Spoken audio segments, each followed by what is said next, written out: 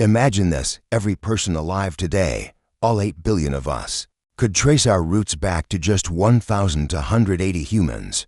That's right, less than 1,300 individuals. This tiny group somehow managed to survive one of the most apocalyptic climate disasters in human history. And somehow, after nearly vanishing from the Earth, their descendants spread across the globe, forming the vast and diverse human population we know today. But how did this happen? And what does it mean for us millions of years later? Let's take a step back in time, 900,000 years ago. Picture a world on the brink of collapse. Earth's climate is going through one of the most dramatic transformations it's ever seen. The very environment that shaped humanity, that pushed us to evolve into what we are today, is turning hostile and recognizably so. For millions of years, humans had adapted to the predictable rhythms of life in the African tropics. But then, around 900,000 years ago, something catastrophic happened. The planet began cooling down drastically, shifting from mild, 40,000-year ice ages to long, brutal, 100,000-year freezes. This was a game changer, not just for humans, but for the entire biosphere. The once stable climate was now erratic. Ocean currents shifted. Atmospheric patterns changed.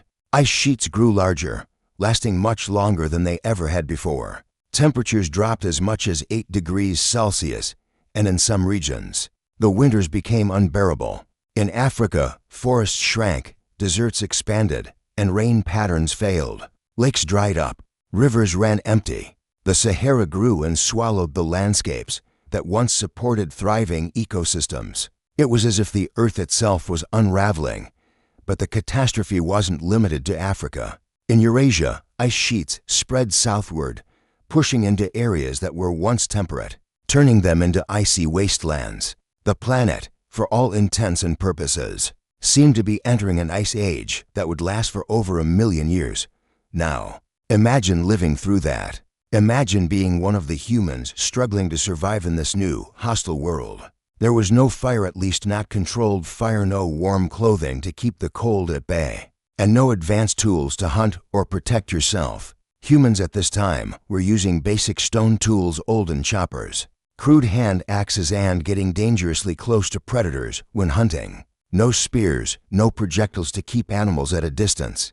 It was a world ruled by saber-toothed cats, giant hyenas, and massive bears. The cold of Ice Age winters, the darkness of long nights, and the constant threat of predators made survival a daily battle. What's more, food was scarce. Plant life that had once been abundant was now harder to find. As forests withered and grasslands turned to dust, meat, too, became a rarity. Human groups likely had to scavenge from other predators, fighting hyenas and vultures for leftover carcasses. When they did manage to hunt, they were vulnerable, often getting too close to their prey or relying on scavenging. And yet, through all of this, a small group of humans held on. The small group, at the peak of this climate disaster, dropped to a population of only around 1,000 to 180 individuals. That's it. Less than 1,300 humans scattered across the globe, clinging to life in a world that seemed to offer no hope. If you've ever heard of the concept of an extinction bottleneck, this is a humanity's near extinction. But here's the thing, these 1,280 individuals didn't give up. Despite the unimaginable odds, they survived. They had to adapt. They had to change. And change they did. One of the most remarkable parts of this story lies hidden in our DNA. You see, scientists can trace this catastrophe through the genetic lines of every single person on Earth. Today, in 2023, a breakthrough study used a new technique called FitCol to look deep into the genomes of over 30 people from all corners of the globe. What they found was nothing short of extraordinary. Between 930,000 and 813,000 years ago, the human population plummeted by nearly 99%, crashing from an estimated 100,000 individuals down to that astonishing number just 1,280. And for nearly 117,000 years, humanity barely hung on, isolated in small groups, struggling to survive as the world around them collapsed. The scientists could see the genetic traffic jam in our DNA. where every lineage, every family tree merged into one tiny group. It's as if all humans today are somehow connected by a single thread, a common ancestor from that critical moment in time when we almost vanished. This isn't some abstract theory, it's something written in the very fabric of our being. Every one of us carries this genetic signature, a marker of that catastrophe in our past. So how did we get from that tiny group of survivors to 8 billion people? How did we go from being on the verge of extinction to spreading across the globe, occupying nearly every corner of the earth? To understand that, we need to look at the key moment when everything changed. It wasn't just the end of the Ice Age that allowed humans to recover. It was something much more fundamental. It was the mastery of fire. The discovery of fire changed everything. For the humans who lived through that bottleneck, fire wasn't just a tool, it was the lifeline that allowed them to thrive once again. Prior to mastering fire, humans lived in a harsh, unyielding world. They were at the mercy of the environment, without the warmth or safety that fire provides. But once they gained control of fire, everything shifted. No longer were they bound to the tropical zones. No longer were they confined to daylight hours or the narrow range of food that could be consumed raw. With fire, they gained the power to cook food, unlocking its true nutritional value. Imagine what it must have been like when these early humans first realized that cooking food made it easier to digest, that it released more energy. Cooking meat not only made it safer by killing bacteria and parasites, but it also made it more palatable, easier to chew, and easier to break down. And for plant foods that were otherwise inedible or toxic, fire opened up new possibilities. Roots, tubers, and tough leaves foods that had once been beyond reach could now be consumed. This simple, yet revolutionary technology had a profound impact on human survival. But fire did more than just provide sustenance. It became a tool for warmth in a freezing world, allowing humans to survive in climates that would have otherwise been impossible. No longer limited to the tropical environments of Africa, humans could now endure harsh winters, high altitudes, and cold nights. Imagine the impact of fire on daily life. It didn't just provide warmth and food, it gave humans a new way to experience the world around them. Night, which had once been a time of danger and vulnerability, was transformed. Before fire, darkness was a time when predators roamed freely, when humans were exposed to the elements. But with fire, they could stay warm, ward off predators, and work or socialize long after the sun went down. And fire wasn't just about survival, it was about community. Humans could gather around the fire, share stories, develop social bonds, and learn from each other. The hearth became the center of human life, a place for learning, teaching, and developing complex social structures. With fire, humans also gained new hunting tools. They could harden wooden spears in the flames, creating more effective weapons. They could burn landscapes to drive game, clear undergrowth, and encourage the growth of plants. Fire made humans proactive,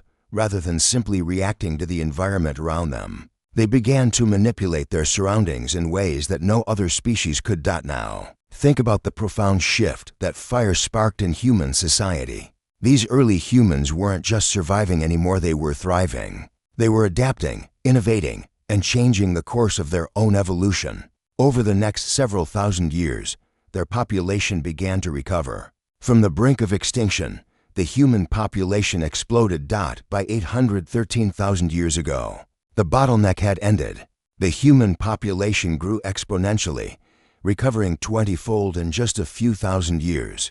From 1,000 to 180 individuals, they ballooned to around 30,000. This wasn't just a recovery, it was a revolution. Climate conditions improved, rainfall patterns stabilized, forests began to grow again, and animal populations that had crashed in the early stages of the bottleneck started to rebound. With fire and improved climate conditions, food became more reliable, and survival became less of a daily struggle.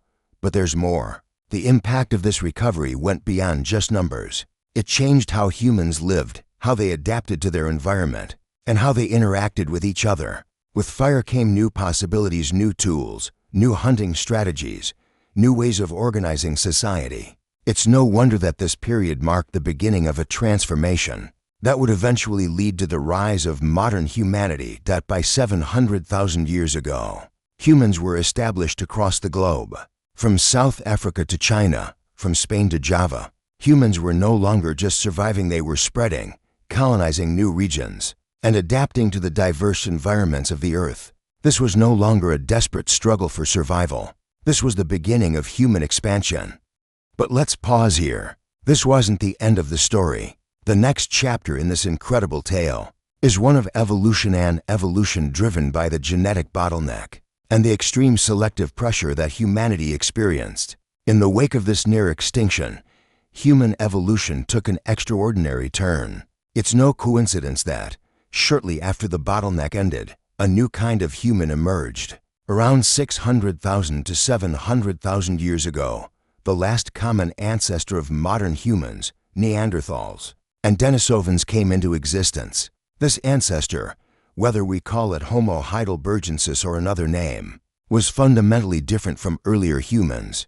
It was larger-brained, more technologically advanced, and capable of surviving in a wider range of environments.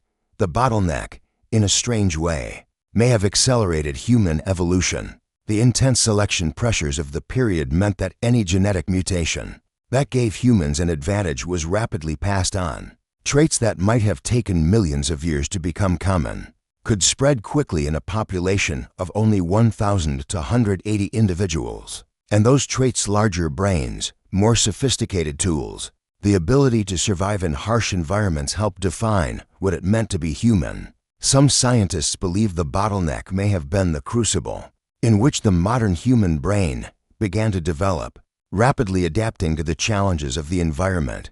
Could this have been the spark that made us who we are today? While we can't directly trace the exact evolution of the brain through this period, the timing suggests that the extreme pressures of the bottleneck helped shape the human mind in ways we can only begin to understand. By the time we emerge from this dark chapter, humans have changed forever. The survivors of the bottleneck, those 1,000 to 180 individuals who refused to fade into extinction, set the stage for everything that came after. They were the ancestors of the humans that would eventually spread across the planet, developing complex societies, creating art, technology, and cultures, and laying the foundations for the world we know today. And if you're one of the 8 billion people alive today, every single one of us shares something profound with those distant ancestors. We carry their legacy, their strength, their resilience. When you meet someone from any part of the world, whether they come from Africa, Asia, Europe, or the Americas,